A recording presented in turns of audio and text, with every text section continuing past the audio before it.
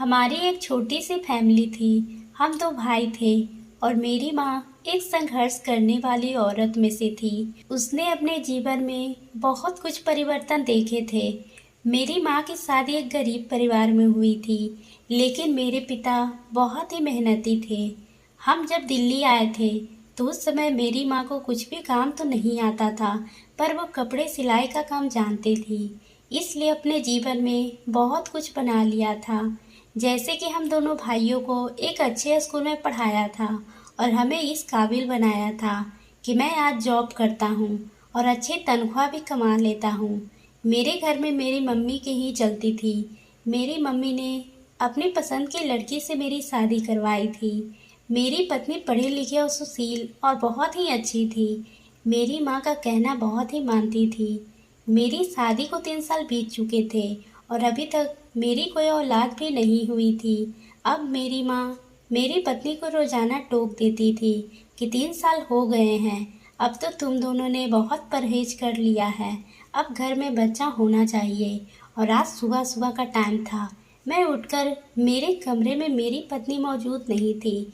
ये देखकर मुझे बहुत ही हैरानी हुई थी, क्योंकि आज तक मेरे साथ ऐसा नहीं हुआ था। जब मेरी आँख खुलती थी तो मेरी पत्नी सरिता मेरे कमरे में ही खड़ी होती थी और मुझे चाय नाश्ते का पूछती थी और मेरा हाल चाल भी मेरी तबीयत का पूछती थी। मगर आज सरिता यहाँ कमरे में नहीं थी। हमारी शादी को 3 साल हो गए थे। सरिता ने भी कभी इस तरीके को बदला नहीं था। मगर आज मैं कमरे में अकेला था। मुझे अजीब सा महसूस हुआ था। मगर मैं जब बाहर आया तो ये देखकर बहुत ही हैरान हो गया कि मेरा घर तो आज बिल्कुल ही खाली था। मेरी माँ कमरे के अंदर देखा तो वहाँ भी ताला लगा हुआ था। ये देखकर मैं बहुत ही परेशान हो गया था, क्योंकि मेरे घर में आज तक ऐसी नौबत नहीं आई थी।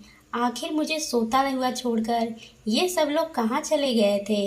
मेरे दिल में तरह तरह की बातें आने लगी थी। कहीं परिवार में किसी का देहांत तो नहीं हो गया, लेकिन ऐसा नहीं था।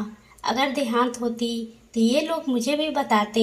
मैं बाहर आया तो पूरा घर बिखरा हुआ था। मैंने सोचा कहीं घर में चोरी डकैती तो नहीं हो गई थी। मेरे दिल में यही सब बातें आई थी। तभी घर के अंदर से सरिता और मेरी माँ दोनों दाखिल हुए थे। उन दोनों के नज़र पड़ते ही मैं उनकी तरफ लपका था और पूछा, आप दोनों कहाँ चले गए थे। मेरी पत्नी अपना सर झुका दी थी, जबकि मेरी माँ ना चाहती हुए भी बोली, बेटा आज तुम्हें मैं एक ऐसी खुशखबरी सुनाने वाली हूँ कि तुम खुशी से झूम उठोगे और भगवान के चरणों में गिर जाओगे। ये तो मेरी माँ के बोल थे, लेकिन ये मामला कुछ ही नज़र नहीं आ रहा था। लेकिन सास बहू के व्यवहार में जमीन आसमान का फर्क था। मेरी पत्नी जितनी परेशान थी, मेरी माँ उतनी ही खुश लग रही थी और उन्होंने कहा, बेटा भगवान तुम्हें बाप बनाने वाले हैं। तुम जितना भगवान का धन्यवाद करोगे उतना ही कम है। मेरी माँ ने मेरे हाथ चूमकर ये बातें कही थी। मेरा तो दिल जोर से धड़क गया था। मैं बहुत ही खुश हुआ था, पर मेरी पत्नी के चेहरे पर कोई खुशी नहीं दिखाई दे रही थी। उसने तो अपना सर झुका रखा था। वह बहुत ही परेशान लग रही थी। मैं अपनी पत्नी से पूछा, सरिता क्या हुआ तुम्हें, औलाद की खुशी नहीं हुई। मैंने उसे सवाल किया था तो उसने अपना सर झुकाकर अपने कमरे में चली गई। तो मेरी माँ कहने लगी, लगता है बहुत शर्मा गई है। मगर ये तो मैं ही जानता था कि सरिता शर्मा कर नहीं गई, बल्कि वह तो बहुत ही ज्यादा परेशान लग रही थी। उसने मुझसे कोई बात नहीं कही थी, मगर मैं उसकी आंखों में देखकर जान गया था कि सरिता काफी परेशान है। पर मुझे सरिता की परेशानी की वजह मालूम नहीं थी। मैं चुपचाप माँ के साथ खुशी तो मना लिया था, मगर पत्नी सरिता को उदास देखकर मेरे भी दिल बहुत ही उदास हो गया था। मैं अपने कमरे में गया तो देखा उस वक्त वो किचन में जा चुकी थी। मुझसे बात तक नहीं कर रही थी और वो नजरें चुराती जैसे मैं उसका बहुत ही बड़ा मुजरिम हूँ। मुझे सरिता की ये बात पसंद नहीं आई थी। अगर इतनी बड़ी खुशी के मौके पर मैं उस पर गुस्सा करना नहीं चाहता था। मैं चुपचाप उसका इंतजार करने लगा। थोड़ी ही देर के बाद सरिता कमरे में जब आई तो उसे उदास देखकर मैंने कहा, क्या तुम्हें इस आने वाले बच्चे की खुशी नहीं हो रही। तो वह कहने लगी, मैं बहुत ही खुश हूँ। आप बिना वजह ज्यादा सोच विचार मत कीजिए। सरिता के ये बात सुनकर मैं तो उससे बात कर यकीन तो कर लिया था, मगर ये बात मेरे दिल को चुभ सी गई थी। मैं समझ नहीं पा रहा था कि सरिता को क्या बात बुरी लग गई है और कौन सी बात अच्छी लगी है। मैं चुपचाप बस अपनी माँ की हरकतें देख रहा था, क्योंकि अब वही थी जो मुझसे ज्यादा बातें कर रही थी। मेरी पत्नी तो चुप सी हो गई थी। तभी माँ ने मुझसे कहा कि बेटे मुझे 15,000 दे दो। मुझे डॉक्टर ने कहा है कि तुम्हारी पत्नी को पूरे 9 महीने तक बकरे की मीट का सूप पिलानी है। जब तक ये नहीं पिएगी, इसके अंदर ताकत कहाँ से आएगी? तुम ये देखते नहीं कि तुम्हारी पत्नी कितनी थकी थकी रहती है, इसे खून की कमी है। जब तक ये सूप नहीं पिएगी, इसके बदन में ताकत कहाँ से आएगी? इसलिए मैं चाहती हूँ कि मैं इसके लिए ताजा बकरे का मीट लेकर आऊं और उसका ताजा सूप बनाकर उसे पूरे महीने तक पिलाऊं। तभी तो इसकी औलाद भी सेहतमंद पैदा होगी। माँ की बात सुनकर मुझे अजीब सा लगने लगा था। मैं सोचने लगा, माँ एकदम से कैसे बदल गई है, जबकि वह तो अपनी बहू के बारे में इतनी परवाह नहीं करती थी, मगर आज करने लगी थी। तभी माँ कहने लगी, मैं अपनी बहू के लिए बाजार से ताजा मीट लेकर आऊंगी। यह वही माँ थी जो अपनी दूसरी बहू से कहती थी कि हमने भी अपने जमाने में बच्चे पैदा किए हैं, मगर कभी आराम करने की इच्छा नहीं हुई है। आज वही माँ मेरी पत्नी से कह रही थी कि बेटा तुम आराम करना, तुम्हें किचन में आने की जरूरत नहीं है, तुम्हारे लिए खाना वगैरह मैं खुद पकाऊंगी। माँ की इस बात से मुझे और भी ज्यादा हैरान कर दिया था। मेरी माँ तो इतनी नरम दिल नहीं थी कि वह अपनी बहू से ये कह देती कि मैं तुम्हें खाना पेट पर ही परोसूंगी। लेकिन अब तो माँ के तेवर ही बदल चुके थे। कहने लगी, मैं अपनी बहू का ख्याल खुद रखूंगी, बेटा तुम्हें बहू की फिक्र करने की जरूरत नहीं है। माँ की बातें सुनकर मुझे बहुत ही अजीब सा लग रहा था, मगर मैं नजरअंदाज कर दिया था। खैर इस टाइम माँ ने मुझे 15,000 ले लिए थे और बाजार चली गई थी। बाजार जाने के बाद मैं सरिता से बात करने की कोशिश किया, मगर सरिता का व्यवहार अजीब सा लग रहा था। लगता है वह मुझसे कुछ छुपा रही थी या फिर बताना ही नहीं चाहती थी, लेकिन उससे ज्यादा बात करके परेशान करना नहीं चाहता था। मेरे दिल में बस एक ही बात सी थी, सरिता अपनी मर्जी से अपनी जिंदगी में बस खुश रहे और इसी तरह हमारा आने वाला बच्चा भी सेहतमंद हो। बस मेरी इतनी सी ही आरजू थी। मेरी सरिता से कोई बात नहीं की थी। फिर शाम का समय हो गया था। तभी घर के दरवाजे पे किसी के आने की आहट सी हुई। मैं दरवाजे पे आकर देखा तो माँ उस समय घर में दाखिल हुई थी। उन्होंने एक काले रंग का थैला लिया हुआ था। मैंने पूछा, माँ ये क्या चीज है? माँ ने कहा, बेटे मीट लेकर आई हूँ तुम्हारी पत्नी के लिए, आखिर उसका ख्याल भी तो रखना है। माँ ने बड़ी ही अजीब अंदाज में ये बात कही थी, मगर पता नहीं क्यों मेरी माँ बकई उन दोनों बहुत ही चालाक रहने लगी थी। उनके हर एक अंदाज ने मुझे चालाकी झलकती थी। माँ के बारे में ऐसे सब कहते हुए मुझे खुद शर्म आ रही थी, लेकिन माँ की बहुत ही अजीब तरह का व्यवहार कर रही थी जो मुझे नजर आ रहा था।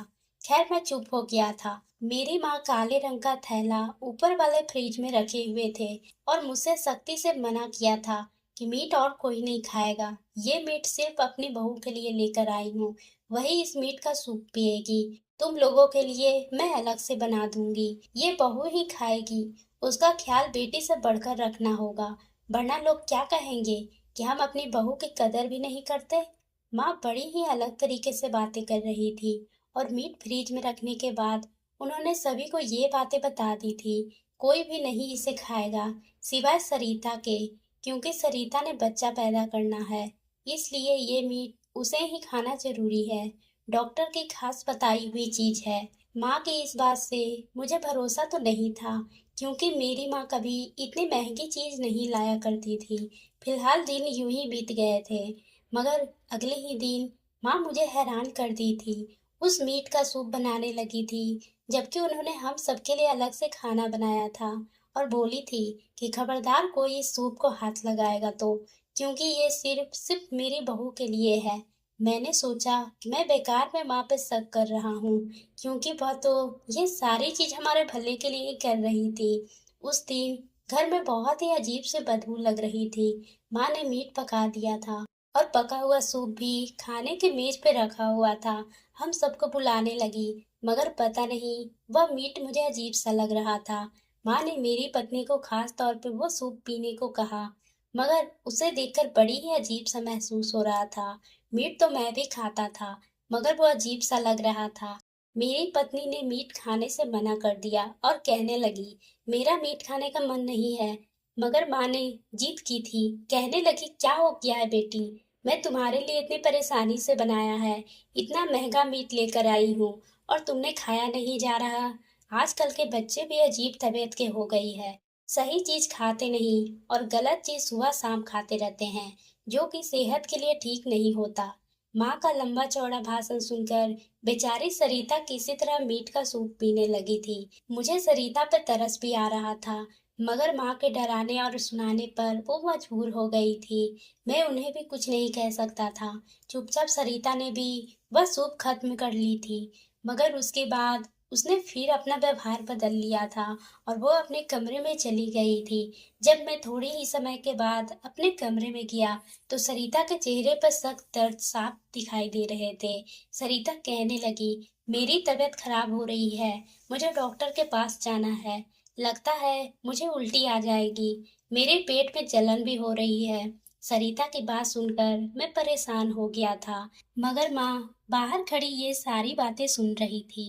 माँ ने मेरी पत्नी को तसल्ली देते हुए कहा, ऐसा कुछ नहीं है बेटे, उसका शुरू शुरू के दिन है, इस दिन के औरतों की तबीयत वैसे ही खराब रहती है, बात बात पे डॉक्टर के पास जाओगी तो तुम्हें वहम हो जाएगा, इसलिए अच्छा है कि बस अपना ख्याल रखो, आराम करो, कुछ देर में ठीक हो जाएगा। मेरी पत्नी सरिता फिर चुप हो गई थी। उसका बस नहीं चल रहा था कि वह भागकर डॉक्टर के पास पहुंच जाए, इसलिए चुप हो गई थी। इसी तरह हफ्ता बीत गए थे। मेरी पत्नी की तबीयत और भी ज्यादा खराब रहने लगी थी। उसे इतनी तकलीफ होती थी कि वह बिस्तर पे आराम से सो भी नहीं सकती थी। बार बार मुझसे कहती थी कि डॉक्टर के पास चलना है, मगर मैं डॉक्टर के पास नहीं गई तो मैं मर जाऊंगी। तुम्हें मेरी फिक्र ही नहीं है, तुम मेरे पति होकर भी मेरी बातें यकीन नहीं कर रहे हो। आपको आखिर क्या हो गया है? मैंने अपनी पत्नी की बातें सुना तो मेरे अंदर एहसास जाग उठा था। मैं उसकी तकलीफ और बातें महसूस हो गया था। तभी मैंने उसे गाड़ी में बिठाया और कहा, चलो आज मैं तुम्हें अस्पताल लेकर ही जाऊंगा। माँ ने मुझे बहुत ही मना किया था, मगर मैं नहीं रुका, क्योंकि मेरी पत्नी बहुत ही रो रही थी। उससे उसका दर्द बर्दाश्त करने की हिम्मत तक नहीं थी। हम लोग गाड़ी में ही बैठे थे, तभी मेरी पत्नी का सांस बहुत ज्यादा फूल रहा था। तभी मैंने तेजी से अस्पताल ले गया और मैं अपनी पत्नी का डॉक्टर के पास चेकअप करवाया तो पता चला कि मेरी पत्नी बेचैनी और डिप्रेशन का शिकार है, जिसकी वजह से हमारे बच्चे को भी नुकसान हो सकता है। डॉक्टर की एक ऐसी बात कही जिसे सुनकर मेरे होश उड़ गए। डॉक्टर ने बताया कि मेरी पत्नी के बॉडी में चर्बी बढ़ गए हैं, जिसके लिए उसे अब कम चर्बी वाले खाना खानी होगी और साथ ही साथ उसे थोड़ी बहुत एक्सरसाइज भी करनी चाहिए। ये बात सुनकर मैं परेशान हो गया था, क्योंकि मेरी पत्नी तो बिल्कुल पतली दुबली सी थी, उसे ऐसी वैसी कोई शिकायत नहीं थी, मगर अब उसके बदन में चर्बी बढ़ने लगी थी। ये बात बड़ी ही खतरनाक थी। जब मैं घर आया तो मेरी माँ मेरा इंतजार कर रही थी। मुझे देखते ही कहने लगी, क्या बता दिया तुम्हारे डॉक्टर ने तुम्हें? तुम लोगों को अपनी माँ पर विश्वास नहीं? तुम जैसे लोग सिर्फ और सिर्फ पैसों की बर्बादी करते हैं। अब देख लेना, तुम्हारा बच्चा तुम्हारे लिए ठीक साबित नहीं होगा। तुम्हें पैदा होने तो देते, इस दुनिया में आने तो देते, तुम पछताओगे। अपनी माँ की बातों को तुमने अनसुना किया है, इसके लिए तुम बुरी तरह से पछताओगे। माँ का व्यवहार तो पूरा का पूरा बदल चुका था। अब मैं यही उम्मीद कर रहा था कि कम से कम माँ एक हफ्ते तक हमसे बात नहीं करेगी, क्योंकि जब भी उन्हें ज्यादा गुस्सा आता था तो वह एक दो हफ्ते तक बात नहीं करती थी और खाना पीना भी सब अलग कर लेती थी। हमारे साथ बैठकर खाना भी नहीं खाती थी। मगर इस बार तो सब कुछ उल्टा दिखाई दे रहा था। रात होते ही मेरी माँ फिर से मीट का सूप लेकर आई थी और मेरी पत्नी को देने लगी और बोली, बेटी मैं उस टाइम गुस्से में थी, मैंने जो भी बोला है मैं उसके लिए शर्मिंदा हूँ। तुम अपना ख्याल रखो, हमारे आने वाले बच्चे का ख्याल रखो तो बहुत ही खुशी होगी। हमारे घर में एक नए मेहमान आएगा, हम कोई भी ऐसी बात नहीं कहेंगे जिससे तुम्हें परेशानी हो। माँ का बदलता हुआ व्यवहार देखकर मैं हैरान था। मैंने उस टाइम तो उन्हें कुछ भी नहीं कहा था, मगर अब मुझे उन पर शक बढ़ चुका था। मैं अब उन पर नज़र रखने लगा था। अब मुझे पता चल रहा था कि ज़्यादा टाइम वो घर के बाहर ही बिताती थी। काफ़ी देर तक घर से गायब रहती थी। इस बात ने मुझे और भी ज़्यादा चौंका कर रख दिया था। अब मेरी माँ के बारे में मेरे दिमाग में गलत सोच बढ़ने लगे थे और फिर मेरी पत्नी सरिता मुझसे कोई बात नहीं बताती थी। मैं उसके ज़रिए भी कोई जानकारी नहीं ले पा रहा था, इसलिए जो करना था, मुझे खुद ही करना था। इसलिए मैं अपनी माँ पे गहरी नज़र रखे हुए था। एक दिन शाम के 7 बजने का समय था। उस समय घर में चहल-पहल सी थी। मैंने गौर किया था कि माँ हमेशा घर में उस टाइम ही गायब होती थी, जब घर से ज़्यादा लोगों का चहल-पहल होता था और किसी को ख़्याल ही नहीं रहता था, क्योंकि सभी अपने कामों में व्यस्त थे। कोई किचन संभाल लेता और बाकी की जिम्मेदारियां भी निपटा लिया करती थी। माँ को किसी का ख्याल ही नहीं आता था। शाम के करीब माँ हम सबसे आंख बचाकर अपने कमरे में चली गई थी। मैं उन पे नजर रखा हुआ था और वो बाहर निकली तो हाथ खाली नहीं थे। उनके पास एक छोटा सा बैग था जिसमें उन्होंने अपनी साड़ी के पल्लू में कुछ छिपाया हुआ था। मैं माँ पर बार बार नजर रखा हुआ था। वह दरवाजे तक जाते हुए उन्होंने कोई 4-5 बार पलट कर देखा था, कहीं मुझे कोई देख तो नहीं रहा है। घर के बाहर निकलते ही उन्होंने इस बैग को खोला और उनमें से एक लाल कलर का दुपट्टा निकालकर अपने ऊपर ओढ़ लिया और माँ दबे कदमों से चली गई थी। मैं भी अपनी माँ का पीछा करने लगा था, क्योंकि मैं उन लोगों में से नहीं था जो चुपचाप मैं से देखता रहूं। उनका पीछा करते करते मैं काफी दूर आ गया था। मुझे लगने लगा था जैसे मैं अपने घर के करीब 3-4 किलोमीटर आ गया हूँ। माँ की बड़ी तेजी से चलती जा रही थी। पहले तो मैं थक हार कर उनके पास जाने वाला था और पूछने लगा था कि अब वो कहीं जा रही है, मगर यूं तो मेरी माँ अपना जुर्म कभी नहीं बताती। तभी मैंने वो देखा कि झोपड़ी के अंदर दाखिल हो रही है। सामने का मंजर देखकर मेरे कदमों तले से जमीन निकल गई। झोपड़ी के अंदर एक बाबा बैठे हुए थे, जो राख के भस्म में खुद को लिपटे हुए थे। माँ ने वहां पहुंचते ही उस बाबा को बुलाया और कहा कि जल्दी से मुझे प्रसाद दे दीजिए। आज मैं ज्यादा देर यहाँ नहीं रुक सकती हूँ, क्योंकि मेरे बेटे को मुझ पे शक होने लगा है।